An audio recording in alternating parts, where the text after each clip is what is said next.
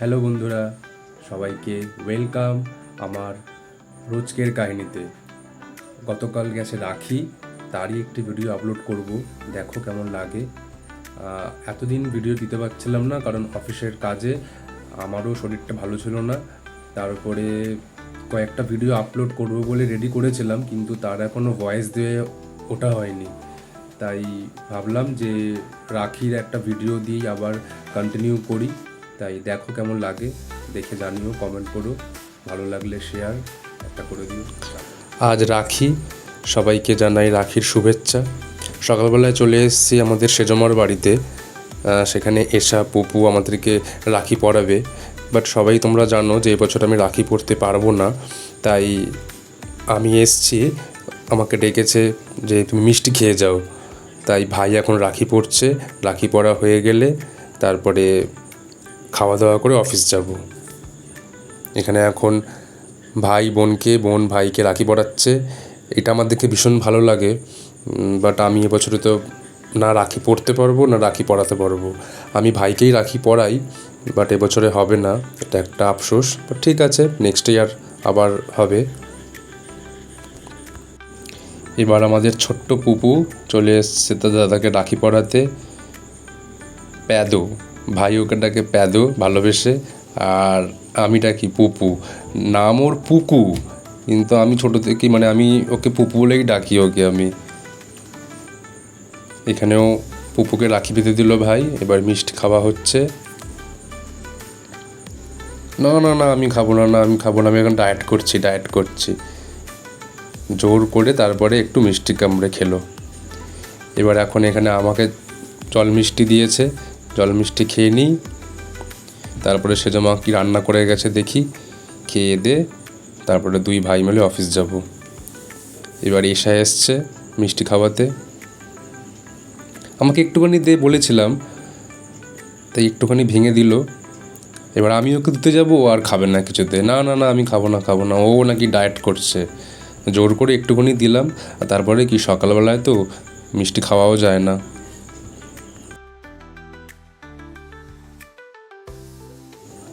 সেজমা সকালবেলায় ভাত আর মাংসের ঝোল বাটি করে রেখেই গিয়েছিলো। সেজমা আসলে দোকানে যায়, তো দোকান আছে, ফলের দোকান। তাই পুপু আর এসা রাখি পরিয়ে আমাকে আর ভাইকে খেতে দিয়ে দিয়েছে। ভাই বলছে আমাকে তুলতে হবে না, আমায় খেতে দে, আমার খিদে পেয়েছে। অফিস থেকে এসে দেখছি আমার দুই গপু বসে আছে, হাতে আবার দুটো রাখি। সকালবেলায় পুচু পরিয়ে দিয়ে গেছে। এদিকে রাহুল চলে এসছে, বড় মামার ছেলে, আর আমার ছোট বোন, ছোট মামার মেয়ে, ওকে এখন রাখি পরিয়ে দিচ্ছে। ও আবার রাখি পরে এখন যাবে শ্বশুরবাড়িতে, তাই ও আগে রাখিটা পরে নিচ্ছে। আর যেহেতু আমি আর আমার দাদা এবছর রাখি পরবো না, তাই এবছরে রাখি ও আর ভাই রাখি পরবে। ভাই এখনও অফিস থেকে এসে পৌঁছায়নি, ফোন করেছিল, বললো সবে অফিস থেকে বেরিয়েছে। দেখি মিষ্টি খাই হচ্ছে এখন, খা। এখন ভাইও চলে এসছে, ভাই স্নান টান করে রেডি হয়ে বসে পড়েছে। এখন রাখি বেঁধে দিচ্ছে। বলি এমন মিথ্যা কথা বলে, আমাকে বলে কি আমি অফিস থেকে সবাই বেরিয়েছি, আর যেই আপনারা দেখলেন রাহুল রাখি পরা হয়ে গেছে, ঠিক সেই মুহূর্তেই ও ঘরে ঢুকেছে। বলছে আমাকে সারপ্রাইজ দিচ্ছে। এমন শয়তান ছেলে, মিথ্যাবাদীর জম হয়ে গেছে। ও আবার আমাকে বলে মিথ্যাবাদী আমি। খা মিষ্টি খা।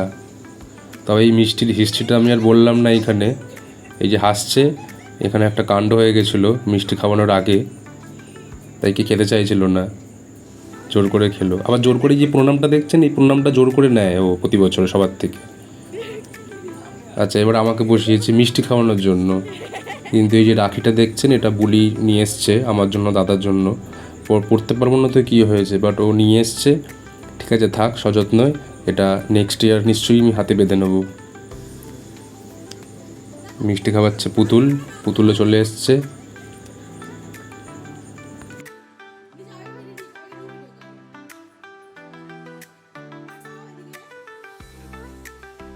প্রণামের ঘটা লেগেছে আমাদের সব, একে একে প্রণাম সেরে নেওয়া হয়ে গেছে।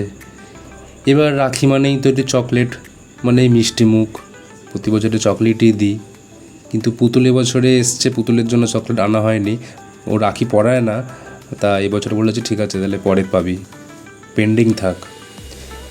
রাখি পরা শেষ, মিষ্টি খাওয়া শেষ, প্রণাম শেষ, এবার পেট পুজোর জন্য রাতের জোগাড় চলছে। এখন বানাবো একটু বিরিয়ানি আর হচ্ছে আপনার কোল্ড ড্রিঙ্কস, আর কিচ্ছু না। কাকাবাড়ি থেকে এসে অফিস করে আবার বাজার হাট সেরে তারপরে 7:30টার সময় বাড়ি এসেছি, তারপরে আর শরীর দেয় না, তাও করতে হয়, করছি। তাই একটু বিরিয়ানি, কোল্ড ড্রিঙ্কস, মিষ্টি, এই মিষ্টি ওই বোনেরাই যা নিয়ে এসছে, ওই আমি আর আলাদা করে আনিনি। এদিকে আমার পেঁয়াজ ভাজা চলছে, আর ওদিকে ভাত বসিয়েছি, ওদিকে পুতুল মশলা বাটছে। এদিকে ডিমগুলো একটু সিদ্ধ করে নিয়েছিলাম, সেই ডিমগুলোর মধ্যে একটা ডিম ফেটে গেছে, ডিমগুলো ভেজে নিচ্ছি। এদিকে পেঁয়াজ বেরেস্তা করা আমার রেডি। এদিকে মাংসের পেঁয়াজ একদম ফাইন চপড। এদিকে আলু সিদ্ধ রেডি, আলুগুলো ভেজে নিলাম একটুখানি লাল লাল করে, চরবর চরবর চরবর করছে। এদিকে আমার বিরিয়ানির চিকেন রেডি হচ্ছে, কালারটা কি ছেড়েছে মারি, গন্ধটা উঠেছে একদম সুস্বাদু, দারুণ। এদিকে আমাদের বোনের বর সব গল্প জুড়েছে, কানে হেডফোন। এদিকে ভাগ্নি ভাবছে আবার পরে কি করবে। এদিকে একজন ছোটো মামির সাথে ফোনে কথা বলছে তার আইফোনে, যে আসো তোমার ভিডিও কলটা অন করো। আইফোন মানে হচ্ছে ছোট্ট ওই নোকিয়ার ফোনগুলো। এদিকে সবাই মিলে গল্প শুরু করেছে। এদিকে আমার ঘাম ঝরানো, ঘেমে নে রান্না করেছি তোদের জন্য, নে খা, খেয়ে উদ্ধার কর আমাকে। একটু বিরিয়ানি, একটু সালাড, খাও, দেখো কেমন হয়েছে। ওদিকে আমার ভাই সারাক্ষণ ল্যাদ খায়, সকালবেলায় ঘুমায়, বিকেলবেলায় ঘুমায়, রাতের বেলায় ঘুমায়, তাও ওর ঘুম পায়। যাই হোক, বক বক কম করি। এদিকে খাবারগুলো বেড়ে দিই, নাহলে ঠান্ডা হয়ে যাচ্ছে। বাড়ি ফিরবে আবার দুজন কোথায়, 4জন। দুজনকে থাকতে বললাম, পুতুলের মেয়েকে, ওরা বললো না থাকবো না, বাড়ি যাব। বললাম পুতুলকে আর ওর মেয়েকে থাকার জন্য, বললো না বাড়ি যাব, বাড়ি না গেলে ওনার বর নাকি ঘরে ঢুকতে দেবে না। এদিকে আমার চিকেন আর আলুর গ্রেভি রেডি। আসলে ব্যাপারটা এরকম, চিকেনটা আর আলুটাকে আলাদা করার কারণই হচ্ছে ডিম সিদ্ধটা ভালো লাগে না বিরিয়ানির মধ্যে, শুধু শুধু খেতে কেমন একটা ফিকে ফিকে লাগে, তাই জন্য ওটাকেই একটু কষিয়ে একটুখানি করা হয়েছে, আর কিছুই না আলাদা করে।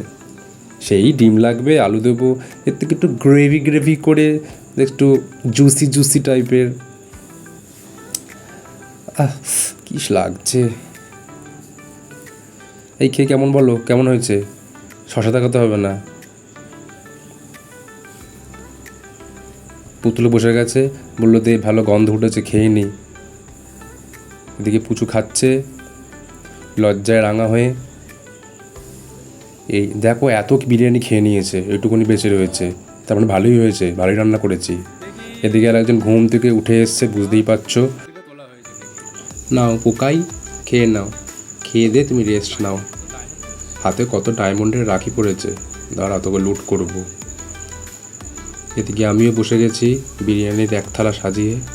দেখো না, পুচুর এখনও খাওয়া শেষ হয়নি, খেয়েই যাচ্ছে, কখন বসেছে, সবার খাওয়া হয়ে গেছে। এদিকে এবার হাঁটছি বাচ্চে, সব ব্যস্ত। যাই হোক, দেখা হবে পরের ভিডিওতে, ততক্ষণের জন্য টাটা।